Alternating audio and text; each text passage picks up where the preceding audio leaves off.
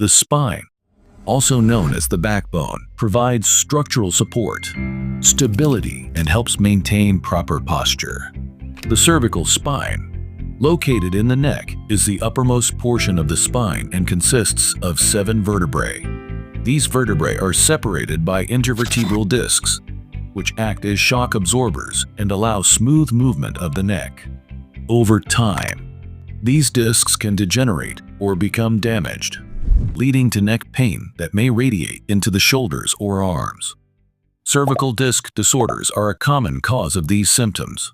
In artificial cervical disc replacement surgery, the damaged disc is removed and replaced with a prosthetic disc designed to preserve motion at the treated level. The procedure is performed under general anesthesia in a sterile operating room.